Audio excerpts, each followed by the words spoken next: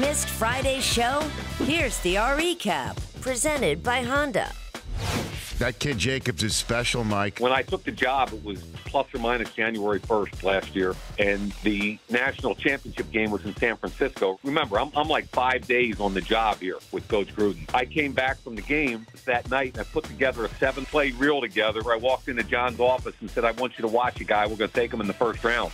He's like, Mike, it's January. There's no way. And we watched the 7 plays, and all of a sudden he was like, he's pretty good, Mike. He's not bad. Huh? I could just feel when you're in heat in that film and De Niro tells you that there's a dead man on the other end of the line. When we did that part of the scene, yes, I was in New York, and they said, we're going to call you about 3 o'clock in the morning. The phone's going to ring. It's De Niro, and we're going to record the scene. So, of course, I get it, and De Niro's like, you know, there's a dead on the other end of this line. Right. And I'm sitting there thinking, it's one of my first movies. Hey, man, it's De Niro. It's on the other. He's telling me I'm going to die. I'm fine with that. And Michael Mann, how many times did he make you do it? If you're mentioning that because of some other thing you heard. Yes. But I remember it was first day of photography. 3 o'clock in the morning, I walked over to Michael Mann, and I said, Mr. Mann, he goes, call me Michael. I said, Michael, is there anything else you want me to try? And he said, no, why? I said, because we're on take 26, and I just didn't know if you wanted me to try something else. He said, no, I got it on the first couple. Let's go again.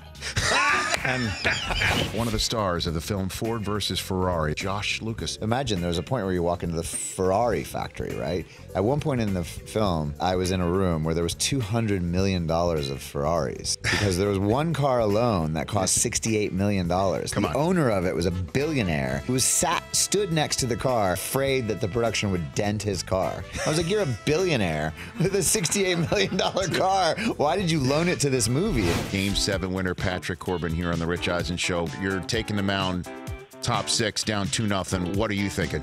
I guess it's a big moment, but I try not thinking about that. I honestly felt pretty good. I mean, that whole month we were in big situations, played in some big stadiums. If I could just throw up zeros there, keep us in the game, our offense has been doing it all year. What's with the shirts off celebration? That Boney thing you guys are saying? The sweaters, if you will, come off on the ice. They said we couldn't stand up, so we obviously had some drinks earlier. You can see that in some videos. We had the trophy with us, and we were just like, what the heck? Let's get into Glory Road. How did you get involved with this film? Ben Affleck was originally going to play Don Haskins, and he dropped out at the last minute. The first person I met was Haskins, who walked up to me, basically punched me in the belly and said, you better gain some weight. And that movie was amazing for me because my technical advisors were Pat Riley, who played on the Kentucky team. Yeah. Right? Tim Floyd. Yeah. You know, and Don Haskins. So I had these guys in my ear to the point where I had to like tell them, like at one point I screamed, I'm an actor, I'm not a coach. For more Rich Eisen Show, tune to Audience Channel 239 on DirecTV or download the Rich Eisen Show app.